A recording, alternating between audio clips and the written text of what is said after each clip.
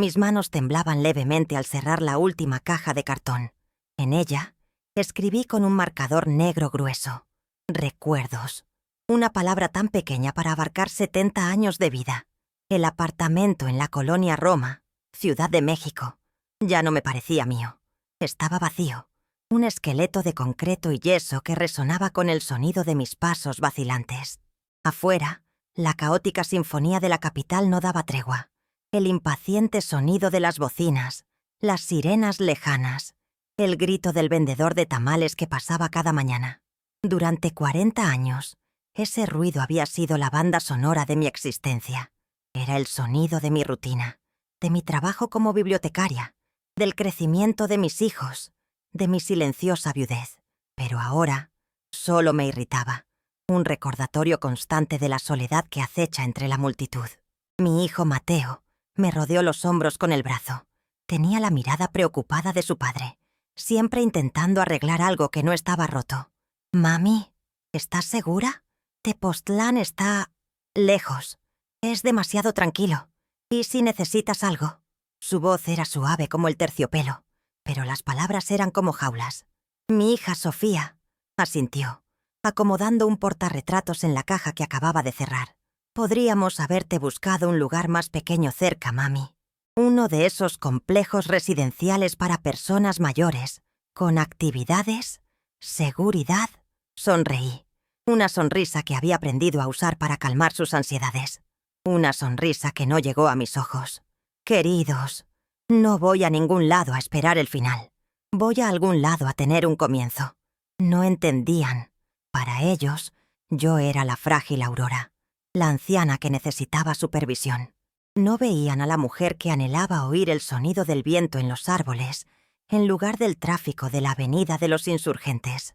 La mujer que quería oler tierra mojada, no asfalto caliente y contaminación. El viaje fue un torbellino de carreteras y pensamientos. Dejé atrás la ciudad que me lo había dado todo, y me lo había quitado todo. A medida que el coche de alquiler subía las montañas hacia Morelos, el aire cambió. Se volvió más limpio, más dulce. Y entonces lo vi. Tepozteco, la montaña sagrada, elevándose como un guardián silencioso sobre el valle. Parecía una promesa.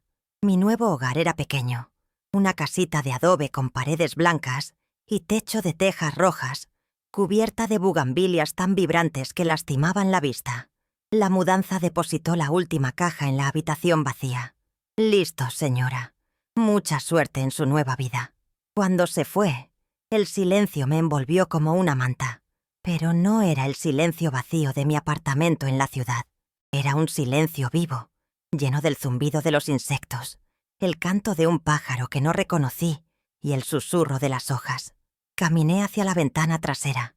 Mi pequeño jardín era salvaje, necesitaba cuidados, y más allá de la valla baja de madera, había otro jardín, un mar de colores y formas. Rosas, cientos de ellas, en todos los tonos imaginables. Rojo sangre, amarillo sol, blanco nieve, rosa melocotón. Era el jardín más hermoso que había visto en mi vida. En ese momento, en medio del caos del cambio y la incertidumbre del futuro, sentí una punzada de algo que no había sentido en mucho tiempo. Sentí paz. Era una paz frágil, como el ala de una mariposa, pero era mía.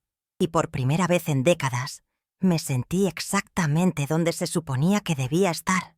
«¿Desde qué ciudad me ves?», comenta abajo. Los primeros días fueron un calvario.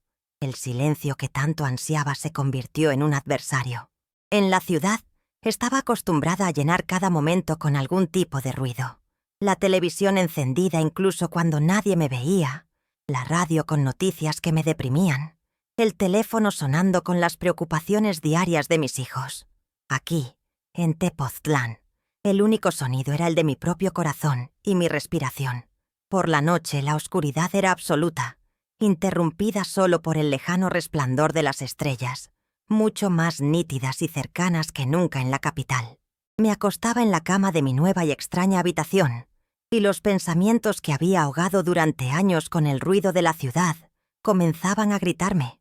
Recordé a Ricardo, mi difunto esposo, y cómo su silencio en los últimos años de su enfermedad fue lo más ruidoso de nuestro matrimonio. Recordé lo invisible que me volví tras su partida, una figura materna, una abuela, pero nunca más Aurora. Me pregunté si había cometido un terrible error, venderlo todo, dejar atrás la única vida que había conocido, por un capricho, un deseo impulsivo de paz. Quizás Mateo y Sofía tenían razón. Quizás solo era una vieja insensata huyendo de fantasmas que, descubrí demasiado tarde, habían hecho las maletas y se habían venido conmigo. Para combatir la soledad, empecé a explorar. Me puse zapatos cómodos y caminé por las calles empedradas de la ciudad. Me maravillé con los coloridos muros de las casas, las puertas de madera tallada y el olor a copal quemándose en pequeñas tiendas esotéricas. Fui al mercado de fin de semana, un auténtico deleite para los sentidos. El aroma a maíz asado, cilantro fresco y mole poblano se mezclaba en el aire. Los colores de las frutas y verduras eran tan intensos que parecían pintados. Compré un queso oaxaqueño que se desmenuzaba en hebras, tortillas azules recién hechas y un agua de Jamaica bien fría que apaciguó el calor de la tarde. Observé a la gente, las mujeres con sus vestidos bordados, los hombres con sus sombreros de paja, los turistas asombrados. Todos parecían pertenecer, conectados por una red invisible de comunidad y tradición. Yo era un extraño, un forastero. Nadie me conocía. Nadie conocía mi vida anterior, mis miedos, mis pequeñas alegrías. Por un lado, era liberador. Por otro, era terriblemente solitario.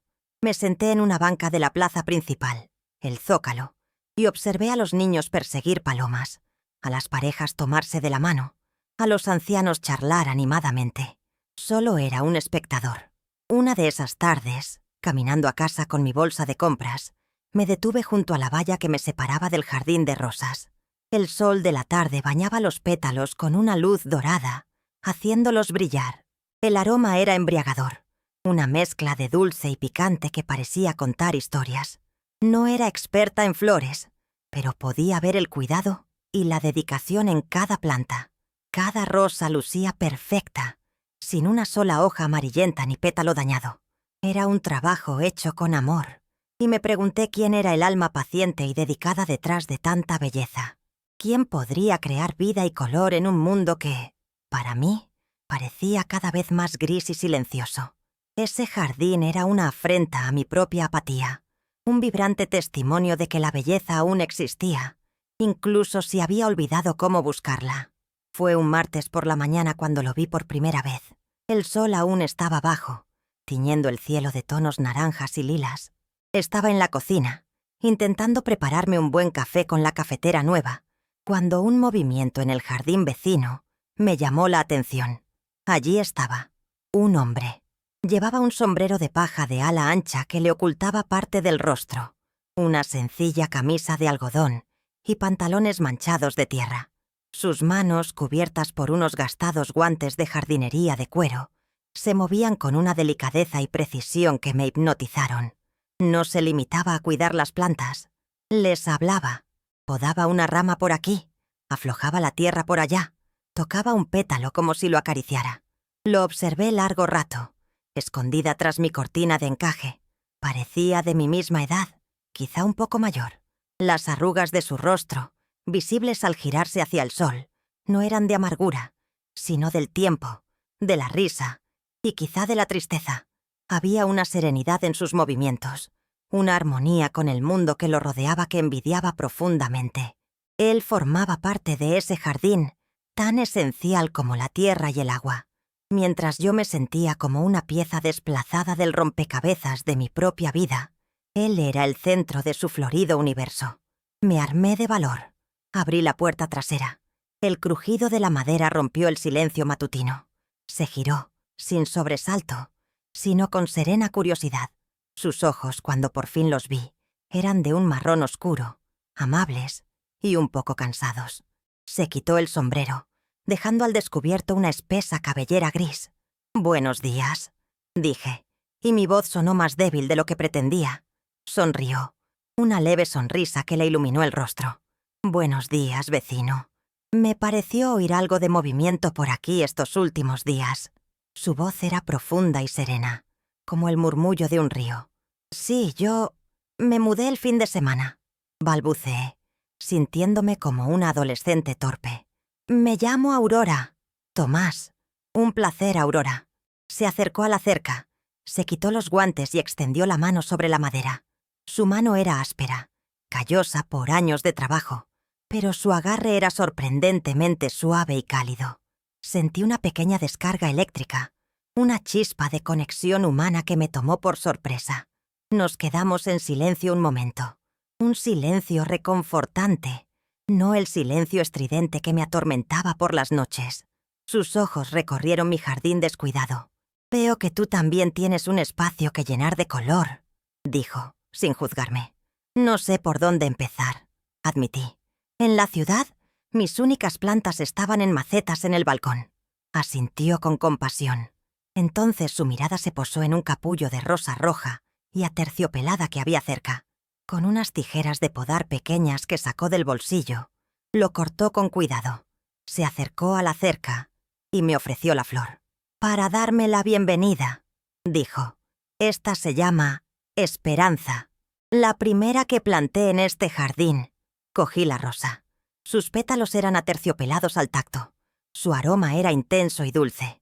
Esperanza. Esperanza. Miré la rosa y luego el rostro de Tomás, y sentí que algo se agitaba en mi interior. Una pequeña semilla de algo que creía seco para siempre. Es hermosa, logré decir. Gracias, Tomás. Volvió a sonreír. Se puso el sombrero y volvió a sus flores. Me quedé allí, aferrada a la rosa como un tesoro, con el corazón latiendo un poco más rápido. Quizás, solo quizás, la esperanza tenía aroma, y ese aroma era a rosas. La rosa Esperanza se convirtió en la pieza central de mi pequeño hogar.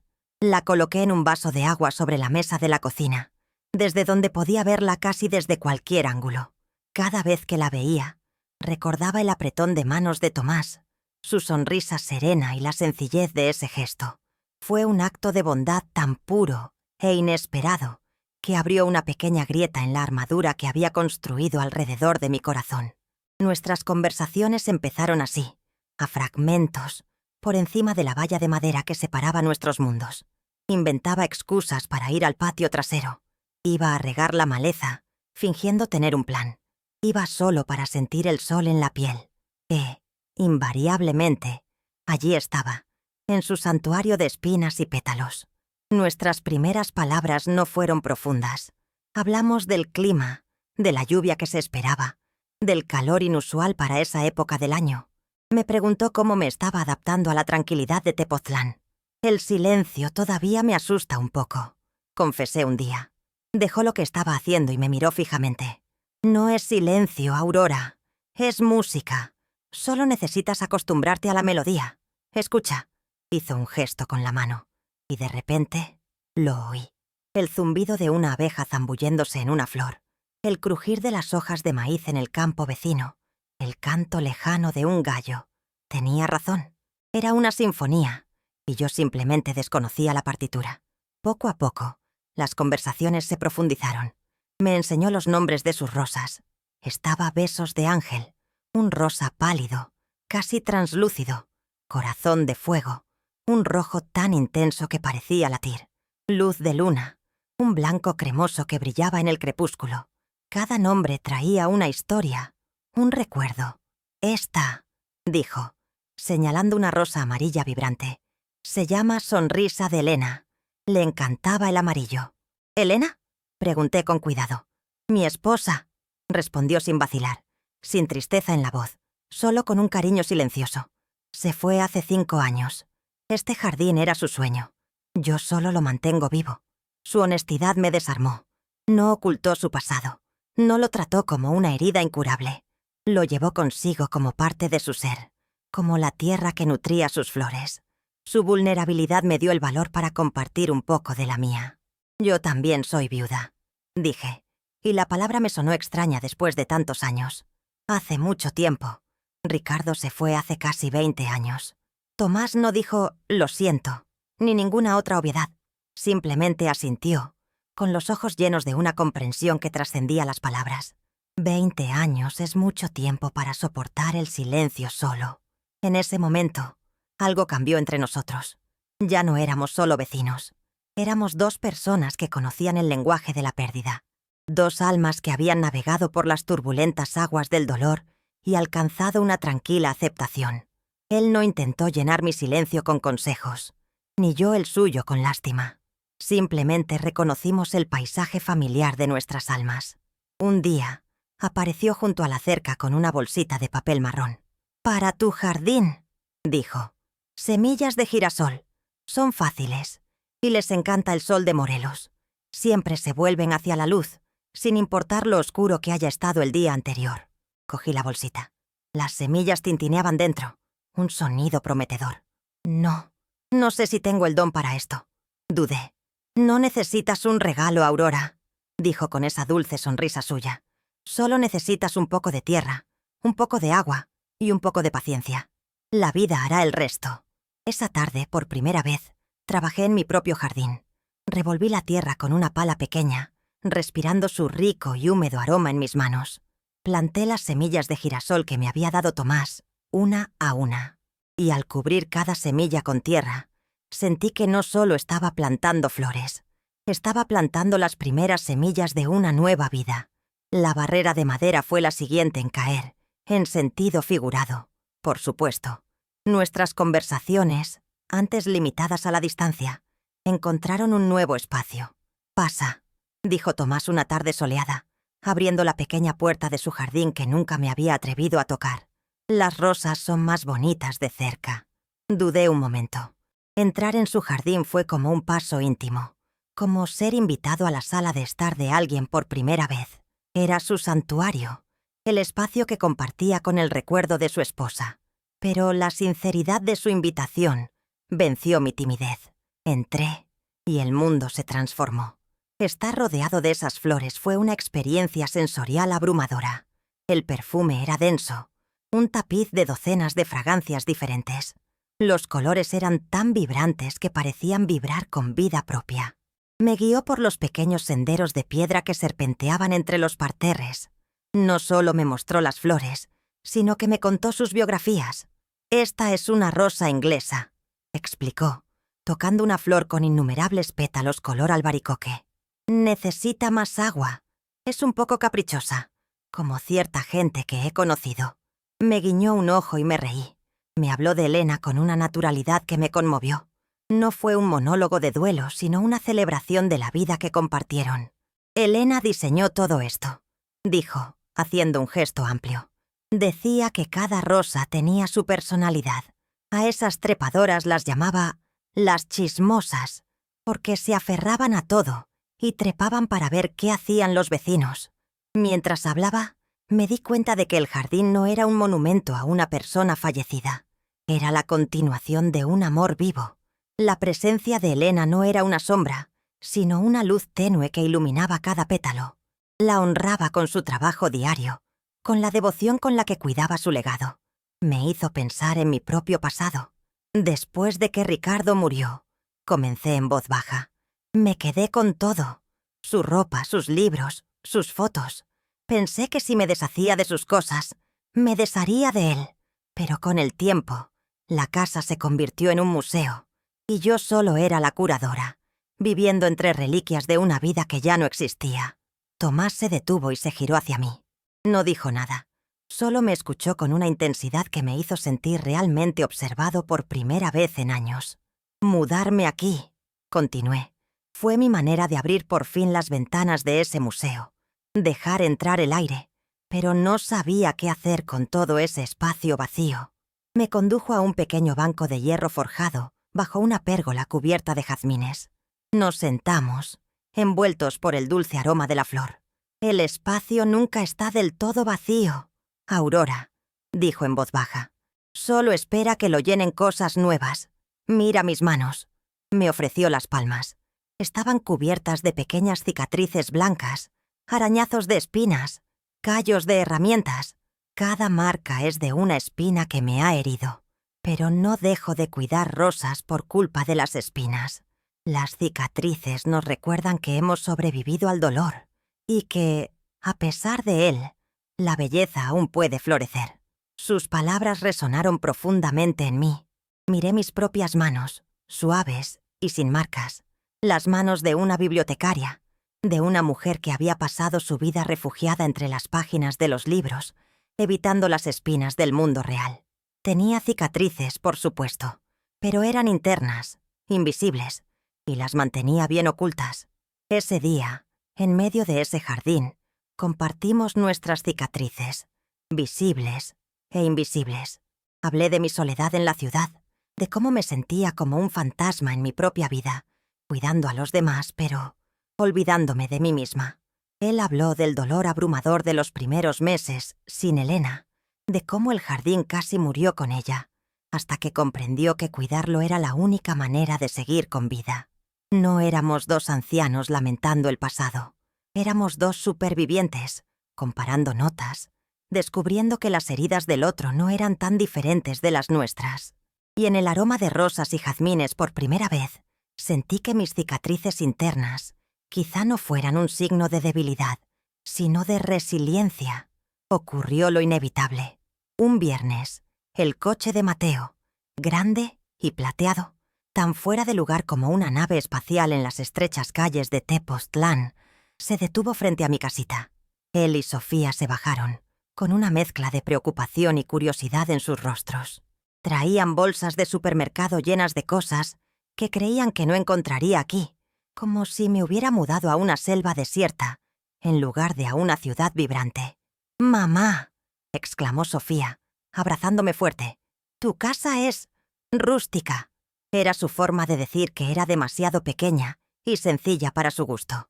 Mateo lo inspeccionó todo con la mirada crítica de un ingeniero. «¿Es seguro el cableado eléctrico? ¿Y la plomería? Deberías habernos dejado contratar a un inspector». Sonreí y preparé café, intentando ignorar la oleada de ansiedad que me producía su presencia. Los amaba más que a nada, pero su amor a menudo se sentía como una pesada armadura que me impedía respirar. Caminaban por la casa, haciendo comentarios en voz baja, juzgando mis elecciones, mis cortinas nuevas, la sencillez de mis muebles. Fue entonces cuando Tomás apareció en la cerca, como todas las mañanas. Traía 2 mangos perfectamente maduros. «Aurora, buenos días. Son de mi vecino. Los más dulces de la temporada», dijo con su sonrisa habitual. «Tomás, te presento a mis hijos, Mateo y Sofía», dije sintiendo que me sonrojaba. «Son mis hijos, de la Ciudad de México». Mateo y Sofía se giraron. Vi la evaluación instantánea en sus ojos. Vieron a un hombre mayor, con las manos sucias, ropa sencilla y un sombrero de paja. Vieron a un campesino, no al hombre amable, sabio y poético que yo empezaba a conocer. «Mucho gusto», dijo Mateo con fría formalidad. Sofía simplemente asintió, con una sonrisa forzada en los labios. Tomás, percibiendo el ambiente, permaneció imperturbable. «Es un placer conocerte. Tu madre ha sido una vecina maravillosa. Está revitalizando este lugar». Me entregó las mangas por encima de la cerca, rozando los míos con sus dedos por un instante. «Que lo disfrutes», dijo, y con un gesto de la cabeza, regresó a su jardín. Tan pronto como se alejó, comenzó la inquisición. «¿Quién es, mamá?», preguntó Sofía con tono acusador. «Es mi vecino, Tomás», respondí intentando mantener la calma. «Parece bastante íntimo», comentó Mateo cruzándose de brazos. «Tienes que tener cuidado, mamá. Gente así, en lugares pequeños, puede aprovecharse de las mujeres solitarias». La acusación en su voz dolió como una bofetada. No vieron la bondad, la dulzura. Solo vieron una amenaza potencial, una complicación en sus vidas. No me vieron como una mujer capaz de tomar sus propias decisiones, sino como una posesión preciosa y frágil que necesitaba ser protegida de todo y de todos, incluida ella misma. «Tomás es un buen hombre», dije con voz más firme de lo que esperaba. «Es viudo. Me dio semillas para mi huerto. Es mi amigo». «¿Amiga?», se burló Sofía. «Mami, por favor. Acabas de llegar. No sabes nada de él. Vinimos para asegurarnos de que estuvieras bien. y te encontramos hablando con desconocidos por encima de la valla. La conversación se alargó el resto del fin de semana. Cada sugerencia que hacía se topaba con un contraargumento sobre mi seguridad. Cada historia que contaba sobre la belleza del lugar se interrumpía con una pregunta sobre médicos u hospitales cercanos. Querían envolverme en una bola de algodón, asfixiando la libertad que había venido a buscar. El domingo, cuando se fueron, dejaron atrás no solo comida, sino también una densa nube de dudas y culpa. Me senté en el porche, mirando mis girasoles en ciernes, y me sentí dividida. Una parte de mí quería llamarlos y decirles que tenían razón, que volvería a la seguridad de la ciudad, pero otra parte, una parte que se fortalecía cada día, miraba el jardín de rosas de al lado y sentía que mi verdadera seguridad residía allí, en la promesa de una amistad que mis hijos no podían o no querían entender. La visita de mis hijos dejó un pozo de melancolía. Sus preocupaciones, aunque nacidas del amor, actuaron como una escarcha tardía en los frágiles brotes de mi nueva felicidad. Empecé a dudar de mí misma de nuevo. ¿Estaba siendo ingenua? ¿Acaso Tomás solo era educado y yo, en mi soledad, malinterpretaba su amabilidad? Empecé a evitar mi jardín, y nuestras conversaciones junto a la cerca se hicieron más cortas y espaciadas. Me sentía como una tortuga que, tras asomar la cabeza, se sobresaltó al ver una sombra y se encogió en la oscuridad familiar. Fue Tomás quien rompió el hechizo. Un sábado por la noche, el aire era cálido y denso con el aroma del jazmín y la jazmín nocturna. La música flotaba desde la plaza principal, una alegre melodía de cumbia que me hacía querer mover los pies, aunque mi mente me decía que no. Estaba sentado en el porche, absorto en mis pensamientos, cuando escuché su voz. Es una noche demasiado hermosa para desperdiciarla en soledad, ¿no crees, Aurora? Estaba de pie junto a la valla, vestido de otra manera. Llevaba una camisa blanca de algodón limpia y pantalones oscuros. Llevaba el pelo canoso peinado y no llevaba su sombrero de jardinero. Parecía más joven, casi nervioso. «Es la fiesta patronal de la ciudad», continuó. «Hay música, comida, baile. Pensé que quizás te gustaría ir». Mi corazón dio un vuelco, una mezcla de pánico y emoción. ¿Bailar? Hacía más de 20 años que no bailaba. Desde que Ricardo enfermó, la música en casa se había silenciado. Me sentía vieja, oxidada. Me dolían las caderas, me crujían las rodillas. La imagen de mí misma, torpe entre la multitud, me aterrorizaba. «Oh, Tomás, agradezco la invitación, pero ya no soy bailarina», dije. Y la excusa sonó débil incluso para mí. Sonrió, esa sonrisa que parecía comprenderlo todo. Abrió la verja y subió a mi porche, deteniéndose en el último escalón. Me miró a los ojos, con una expresión seria, pero increíblemente tierna. «La música no pregunta tu edad, Aurora. Simplemente te invita». Sus palabras, tan sencillas, desarmaron todas mis defensas. No era una invitación al romance. No era un gesto grandilocuente. Era una invitación a vivir, a salir de las sombras y sentir el pulso de la vida a mi alrededor. «No tengo nada que ponerme», murmuré, la última y más patética de mis excusas. Miró mi sencillo vestido de flores. «Estás perfecta». Y entonces, contra mi buen juicio, contra las voces de advertencia de mis hijos en mi cabeza, dije que sí. Caminamos juntos hacia el zócalo. La plaza estaba llena de vida. Luces de colores colgaban entre los árboles. Puestos vendían esquites y churros, y el aire vibraba con música y risas. En el centro, bajo el kiosco de música, bailaban parejas de todas las edades. Jóvenes enamorados, familias con niños, y sí, parejas mayores, moviéndose con una gracia y alegría que me llenó de asombro. Tomás me llevó al borde de la pista. La banda empezó a tocar un bolero lento y romántico. «¿Me concedes este baile?», preguntó formalmente, extendiendo la mano. Respiré hondo y puse mi mano en la suya. La suya era cálida y firme. Me guió a la pista de baile. Al principio estaba rígida, consciente de cada paso, con miedo de equivocarme, de hacer el ridículo. Pero Tomás fue un director paciente. No me obligó, solo me guió, con pasos sencillos y seguros. Puso su otra mano suavemente en mi cintura y yo puse la mía en su hombro. Y entonces cerré los ojos. Dejé de pensar y comencé a sentir. Sentí la música, el suave ritmo que subía por mis pies. Sentí el calor de su mano en mi espalda. Sentí la brisa nocturna en mi rostro. Y poco a poco, mi cuerpo comenzó a recordar. Los pasos regresaron, titubeantes al principio, luego más seguros. Nos movimos juntos, dos personas que ya no eran jóvenes, pero que, por un momento, bajo las luces de la fiesta, fueron solo un hombre y una mujer bailando. Cuando terminó la canción, abrí los ojos. Tomás me sonreía y le devolví la sonrisa, una sonrisa genuina, proveniente de una alegría pura e inesperada. Esa noche, en la plaza de Tepoztlán, no solo bailé un bolero, volví a bailar con la vida. La noche del baile fue un punto de inflexión. Rompió el hielo que se había formado a mi alrededor y me recordó una parte de mí que creía perdida para siempre, la mujer capaz de una alegría pura y espontánea. En los días siguientes, mi amistad con Tomás floreció. Nuestras conversaciones junto a la cerca se convirtieron en desayunos en mi porche y, a veces, en cenas sencillas en su casa. La casa de Tomás era como él, sencilla, ordenada y llena de calidez.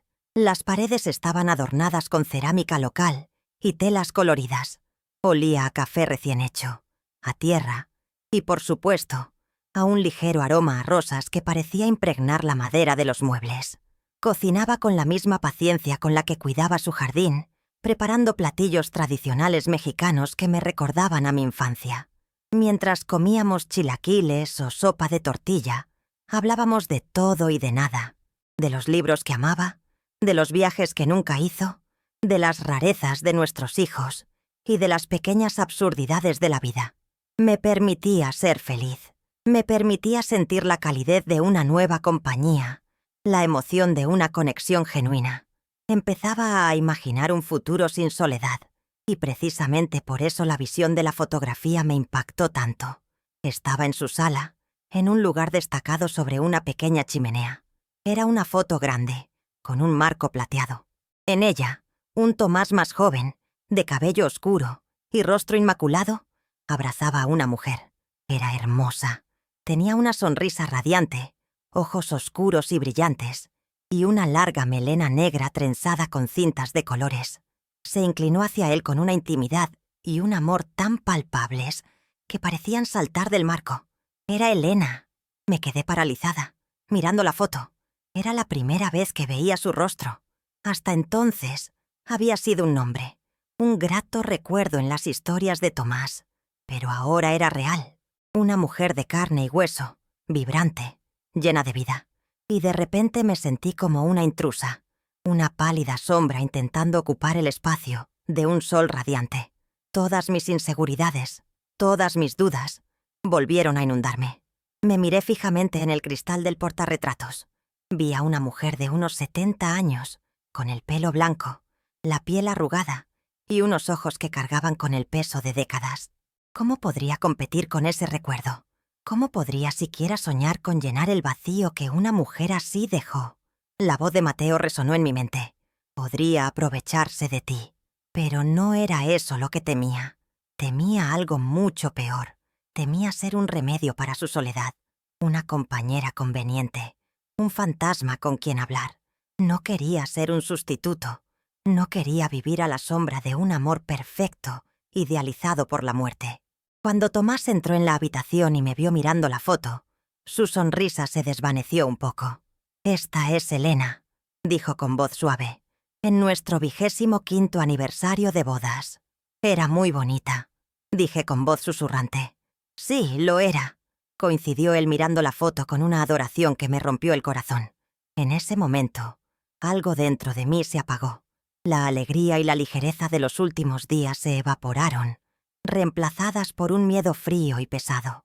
Inventé la excusa de que no me sentía bien y me fui a casa. Esa noche, el silencio ya no era música. Era el sonido ensordecedor de mis propias inseguridades.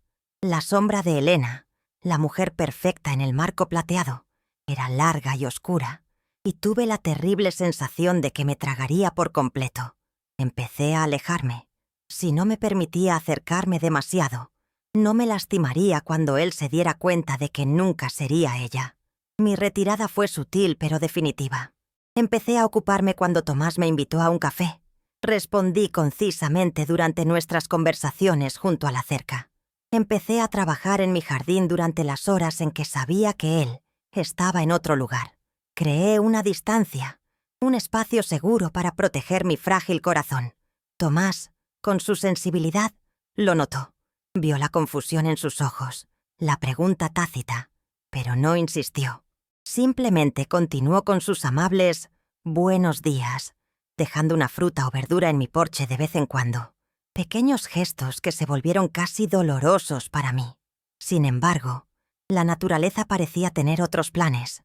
Un jueves por la tarde, el cielo de Tepoztlán, normalmente azul claro, empezó a oscurecerse. Nubes densas y grises se cernían sobre el cerro del Tepozteco, engullendo el sol. El aire se volvió quieto y pesado, cargado de electricidad, y entonces estalló la tormenta. No fue un aguacero cualquiera, fue un diluvio tropical, una cortina de agua tan densa que opacó el paisaje. Los relámpagos surcaron el cielo, seguidos de truenos que hicieron temblar las ventanas de mi pequeña casa. El viento aullaba, azotando los árboles y arrancando flores. En cuestión de minutos, se fue la luz. La casa quedó sumida en una oscuridad inquietante, rota solo por los violentos relámpagos. El pánico empezó a apoderarse de mí. Estaba sola, en la oscuridad, con el sonido apocalíptico de la tormenta a mi alrededor. La casita, que antes me había parecido un refugio, ahora se sentía frágil y vulnerable. Cada trueno era como un golpe contra las paredes. Me acurruqué en el sofá, abrazada a una almohada, sintiéndome pequeña e indefensa. Todas mis inseguridades, mi miedo a la soledad, mi sensación de ser una impostora en esta nueva vida, volvieron a inundarme. Y empecé a llorar. Lloré por mi soledad, por mi cobardía, por la felicidad que estaba rechazando por miedo a no ser suficiente. Fue entonces cuando oí que llamaban a la puerta. Un golpe fuerte y constante, que se oía por encima del rugido de la tormenta. Mi corazón dio un vuelco. ¿Quién podría ser? Con manos temblorosas, abrí la puerta. Era Tomás. Estaba empapado, con el pelo pegado a la frente, sosteniendo una linterna y un termo. La luz de la linterna le iluminó el rostro, y vi la genuina preocupación en sus ojos. «¿Aurora?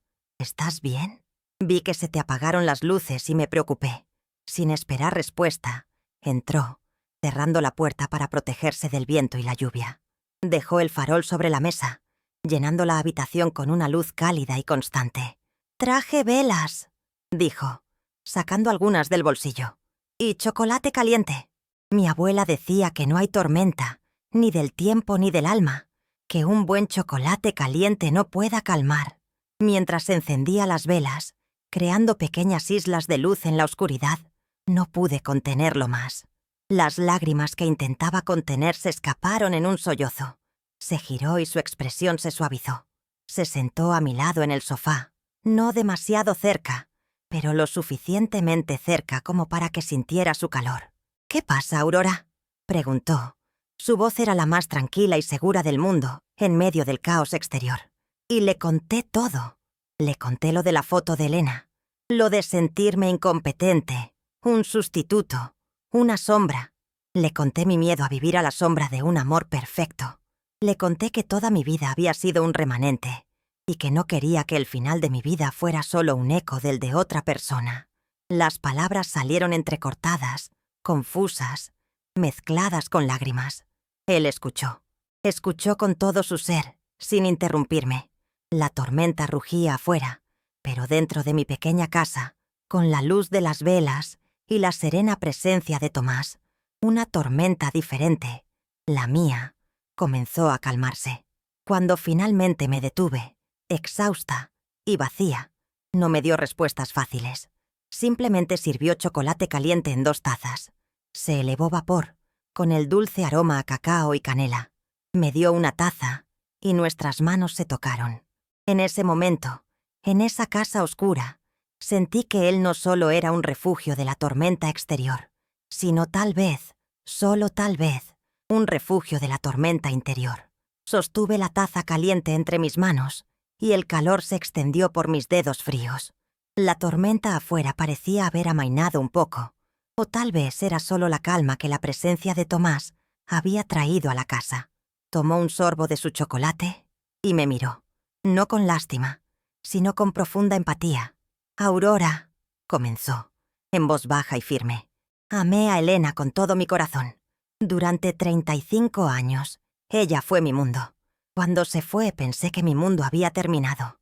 El jardín, su sueño, casi murió con ella. Las rosas se marchitaron, la maleza se apoderó de mí, porque ya no tenía motivos para cuidarlas». Hizo una pausa, mirando fijamente la llama de una de las velas, como si observara el pasado danzar en ella. Me llevó casi un año comprender que cuidar el jardín no se trataba de vivir en el pasado. Se trataba de honrar el amor que nos teníamos. El amor por ella me enseñó a cultivar la belleza, a ser paciente, a comprender los ciclos de la vida y la muerte. Elena me enseñó a ser jardinero. Se giró hacia mí y sus ojos se encontraron con los míos en la penumbra. Eran claros y estaban llenos de una sinceridad inquebrantable. Pero lo que siento cuando estoy contigo, Aurora, no tiene nada que ver con el pasado. No intento recrear lo que perdí. Se inclinó ligeramente hacia adelante. Su intensidad me atrapó. Elena me enseñó a cuidar un jardín. Pero tú, Aurora, eres una flor que nunca había visto. Una flor única, que creía que ya no existía. Fuerte, resiliente, con una belleza que nace de dentro. Este espacio que has empezado a ocupar en mi corazón no es suyo. No intento plantar una rosa nueva en el viejo lecho.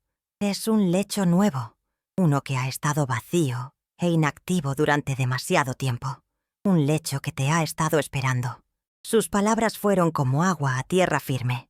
Cada frase parecía nutrir una parte de mí que había estado marchita y olvidada. No estaba disminuyendo el amor que sentía por su esposa. Al contrario, lo honraba como el fundamento que lo hizo el hombre que era. Y me ofrecía algo completamente nuevo, único. «No quiero que seas como Elena», continuó. «Quiero conocer a Aurora. Quiero saber qué libros te hicieron llorar. Quiero saber de los lugares que sueñas con visitar. Quiero ver crecer tu jardín, con tus flores, las que tú eliges».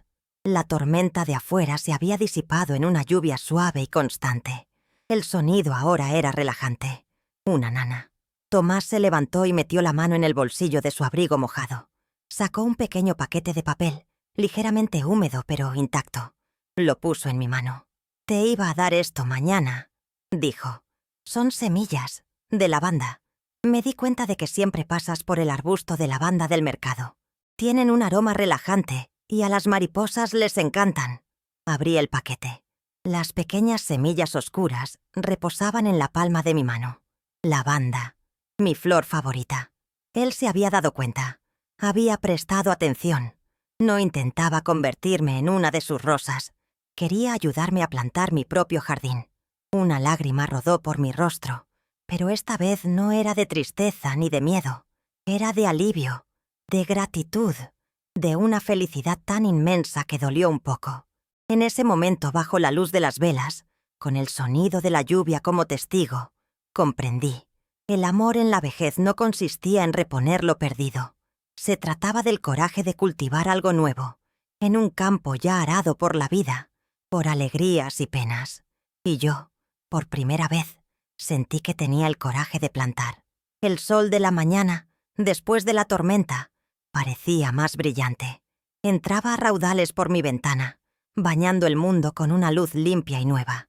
El aire olía a tierra mojada y ozono. Mi pequeño jardín se sentía renovado, y los girasoles eran más altos, como si la tormenta los hubiera fortalecido en lugar de destruirlos. Me sentí igual, limpia, purificada, más fuerte. Las palabras de Tomás resonaron en mi mente. Es una obra nueva. No me había ofrecido un cuento de hadas, sino algo mucho mejor. La realidad, una alianza basada en el respeto por el pasado y la esperanza en el futuro. y yo sabía lo que tenía que hacer. Cogí el teléfono y marqué el número de Sofía. Mi corazón latía un poco más rápido. No de miedo, sino de determinación. Contestó al segundo timbre, con la voz llena de preocupación. «Mamá, vimos en las noticias sobre la tormenta en Morelos. ¿Estás bien? ¿Está bien la casa?» Mateo y yo ya estábamos pensando en ir para allá. «Estoy bien, hija mía. Estoy genial», dije con voz tranquila y firme. «La casa está perfecta. Ya pasó la tormenta. Gracias a Dios. Estábamos tan preocupados. Estaba solo allí». «No estaba sola», la interrumpí con suavidad. «Tomás vino a ver si estaba bien. Trajo velas y chocolate caliente». Hubo silencio al otro lado de la línea. Podía imaginar la mirada entre ella y Mateo. «Sofía», continué, antes de que pudiera formular su siguiente advertencia. «Llamé porque necesito que me escuchen. No como su madre, la anciana frágil que creen que necesita protección, sino como Aurora, la mujer, la persona». Respiré hondo. Este era mi manifiesto. No una carta de venganza ni un grito de rabia, sino una declaración de autonomía, expresada con amor. Sé que me amas y te preocupas por mí, y te lo agradezco inmensamente. Pero tu amor a veces se convierte en una jaula de oro. Me ves como alguien al final de su vida, que necesita ser cuidado y protegido. Pero vine a Tepoztlán a vivir, no a esperar la muerte. Vine a sentir la tierra en mis manos, a escuchar el canto de los pájaros, a bailar en la plaza y a conocer gente nueva. «Mamá, solo queremos que no te hagas daño», empezó. «Lo sé, querida, pero sufrir es parte de la vida. Protegerme del dolor también es protegerme de la alegría. Durante 20 años viví en un museo de recuerdos, cuidando el legado de tu padre y cuidándote a ti, y lo volvería a hacer. Pero ahora me toca a mí. Me toca cultivar mi propio jardín». Hice una pausa y elegí cuidadosamente mis siguientes palabras. «Tomás es un hombre bueno y amable. Me respeta, me hace reír, me ve. No intenta reemplazar a su padre, ni yo a su esposa. Solo somos dos personas, con nuestras historias y nuestras cicatrices, tratando de ver si podemos caminar juntos un tiempo, mientras el sol aún brille. Y yo lo estoy eligiendo. Consciente y felizmente, elijo intentarlo». Mi voz no tembló. Estaba llena de una convicción que no había sentido en años. No busco un salvador. Estoy eligiendo una pareja para ver el amanecer. No necesito tu permiso, pero me encantaría tener tu bendición, porque mi felicidad no disminuye mi amor por ti. Al contrario, lo expande. ¿Me amas? Claro, mamá, dijo Sofía con la voz quebrada. Así que por favor ama también mi felicidad. Hubo un largo silencio. Podía oír la respiración de Sofía. Finalmente dijo: «Está bien, mami. Te entiendo. Te queremos. Y queremos que seas feliz». Al colgar el teléfono sentí que me habían quitado un peso de encima que llevaba décadas. Ya no me definía mi pasado ni las expectativas de mis hijos. Me definía mi propia decisión. Ese día no solo decidí darle una oportunidad al amor, decidí darme una oportunidad a mí misma. La vida no se convirtió en un romance de película de la noche a la mañana. No hubo grandes declaraciones bajo la lluvia ni escapadas dramáticas. En cambio, se acomodó en un nuevo ritmo. Un ritmo suave y constante como el goteo del agua en una olla de barro. Era una felicidad construida no sobre grandes gestos, sino sobre miles de pequeños momentos. Nuestras rutinas comenzaron a entrelazarse. Las mañanas empezaban con un café en mi balcón. Tomás traía pan dulce recién hecho de la panadería del pueblo, y yo preparaba el café de olla, con canela y piloncillo, como hacía mi abuela. Hablábamos mientras el sol salía tras el tepozteco, tiñendo el cielo y sus pétalos de rosa de una luz dorada. Hablábamos de nuestros sueños, los literales, de la noche anterior, y los figurativos, los que aún atesorábamos. Trabajábamos en nuestros jardines, codo con codo, pero cada uno en su espacio. Planté las semillas de lavanda que me dio, y también planté dalias, claveles y cinias, creando una explosión de color que reflejaba mi propio renacimiento. Mis girasoles crecían altos y orgullosos, mirando al sol cada día, y yo sentía que yo también lo hacía. A veces Tomás venía a ayudarme a arrancar alguna mala hierba rebelde o a aconsejarme sobre fertilizantes. Y a veces iba a su jardín simplemente a sentarme en el banco bajo el jazmín y observarlo trabajar, encontrando una profunda paz en sus movimientos pacientes y dedicados. No borramos nuestro pasado. La foto de Elena permaneció en la chimenea y hablé de Ricardo con cariño y añoranza. Nuestras pérdidas fueron parte de quienes éramos, las raíces profundas que nos permitieron crecer fuertes. Entendimos que el corazón no es una habitación con espacio para una sola persona. Es una casa con muchas habitaciones, y el amor no resta, sino que suma. Mis hijos vinieron a visitarme de nuevo. Esta vez fue diferente. Trajeron menos preocupación y más curiosidad. Mateo conversó largo y tendido con Tomás sobre sistemas de riego, y Sofía me ayudó a recoger las primeras flores de lavanda. Vieron el brillo en mis ojos, vieron la sonrisa fácil en mis labios, vieron que no era frágil, sino que estaba floreciendo. Aún no lo entendían del todo, quizá nunca lo harían, pero empezaron a aceptarlo. Una tarde, Tomás y yo estábamos sentados en el porche, viendo a los colibríes revolotear alrededor de mis flores. Me tomó la mano. Sus manos ya no eran las de un extraño, ásperas y callosas. Eran familiares, un refugio seguro. La piel arrugada de mi mano reposaba sobre la suya. «¿Sabes, Aurora?», dijo mirando al horizonte. «Pasé mucho tiempo pensando que mi historia de amor ya estaba escrita y terminada, que el resto de mi vida sería solo un epílogo». Se giró hacia mí, sus ojos marrones llenos de una ternura que me conmovió. «Pero llegaste y me hiciste darme cuenta de que tal vez este sea el mejor capítulo de todos». Me incliné y apoyé la cabeza en su hombro. El sol de la tarde me calentaba la piel. El aire olía a lavanda, rosas y tierra. No huí de la ciudad en busca del amor. Huí en busca del silencio. Pero en el silencio encontré una voz que no me salvó, sino que me invitó a salvarme. Y dije que sí. Elegí la vida, elegí el amor, me elegí a mí misma. Y comprendí que la verdadera felicidad no es encontrar a alguien que te complete, sino encontrar a alguien que te inspire a ser completamente tú misma, hasta el último amanecer. Suscríbete y activa la campanita para recibir nuestras historias todos los días.